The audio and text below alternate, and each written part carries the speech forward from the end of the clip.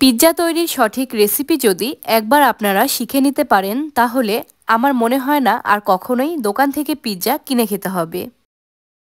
আর বাসায় তৈরি করা পিৎজাটা অবশ্যই স্বাস্থ্যকর হবে, সেই সাথে খরচটা অনেকটাই কম হবে। আসসালামু আলাইকুম এভরিওয়ান, সবাইকে আমি ওয়েলকাম জানাচ্ছি আমার আজকের এই পিৎজা রেসিপিটা দেখার জন্য। রেসিপিটা যদি আপনাদের একটু হলেও ভালো লেগে থাকে তাহলে বলবো সবাই চ্যানেলটার পাশে থাকবেন। পিৎজা তৈরিতে খুব বেশি কিছুর প্রয়োজন নেই, অল্প কিছু উপকরণ ব্যবহার করে আজকের পিৎজাটা আমি তৈরি করেছি। আজকে পিৎজা তৈরি করার জন্য প্রথমেই নিয়েছি 100 মিলি পরিমাণে হালকা গরম দুধ। পানি ব্যবহার করতে পারেন, সেক্ষেত্রে পিৎজার টেস্ট একটু কম হবে। 2 চামচ পরিমাণে দিয়ে দেব চিনি।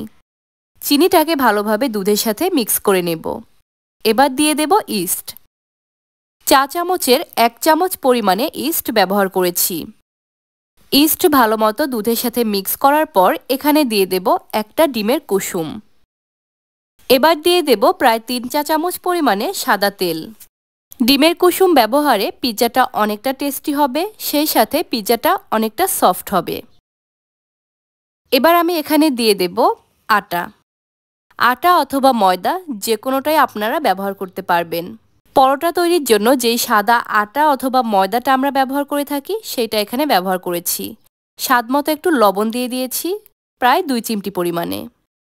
এবার আটাটাকে আমি সফট করে মাখিয়ে নেব। আটা মাখানোর সময় যদি খুব বেশি পরিমাণে হাতে লেগে যায় সেক্ষেত্রে আপনারা বাটার অথবা তেল ব্যবহার করতে পারেন। আটা মাখানো হয়ে গেলে ডোটাকে ঢেকে রাখবো কমপক্ষে 2 ঘন্টার মতো। র্যাপিং পেপার দিয়ে আপনারা চাইলে ঢেকে রাখতে পারেন। 2 ঘন্টার মধ্যে ডোটা অনেকটাই ফুলে উঠবে।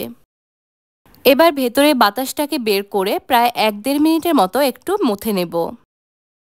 পিৎজা তৈরির জন্য যেই ডোটা প্রয়োজন সেটা কিন্তু আমার একদম রেডি হয়ে গেছে। এবার যেই পাত্রে পিৎজাটা বসাবো সেই পাত্রে সামান্য একটু বাটার মাখিয়ে নেব।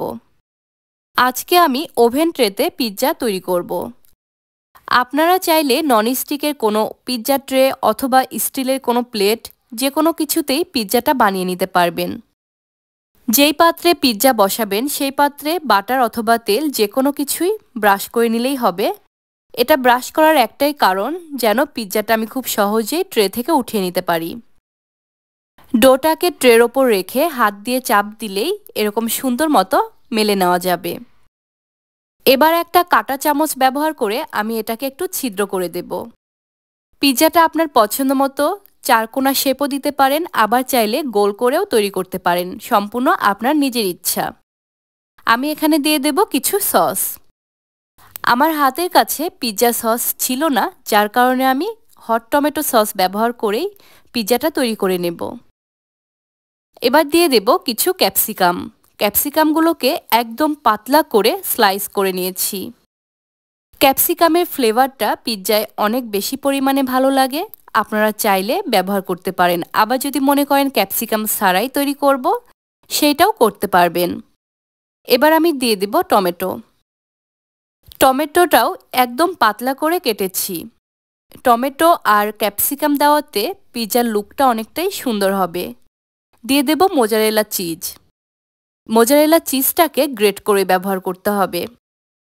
আর অবশ্যই চিজের পরিমাণটা আপনাদের পছন্দ অনুযায়ী ব্যবহার করবেন।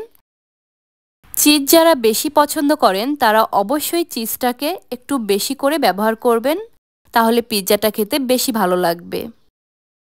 ট্রের চারপাশে যে সমস্ত চিজ ছড়িয়ে আছে সেগুলোকে ভালো মতো মুছে নেব। তারপরে আবারও ওপরে দিয়ে দেব সামান্য একটু সস, যেন পিৎজার ওপরের লুকটা দেখতে খুব সুন্দর লাগে। এবার ট্রেটাকে একটা ইলেকট্রিক ওভেনে দিয়ে প্রায় 15 থেকে 20 মিনিটের মতো বেক করে নেব। আর আমি 180 ডিগ্রি সেলসিয়াস টেম্পারেচারে বেক করেছি। ওভেনটাকে আমি 3 মিনিটের মতো প্রিহিট করে নিয়েছিলাম। আমি আপনাদের সুবিধার্থে আরেকবার বলে দিচ্ছি, প্রিহিটেড ওভেনে 180 ডিগ্রি সেলসিয়াস টেম্পারেচারে 15 থেকে 20 মিনিটের মতো বেক করে নিতে হবে।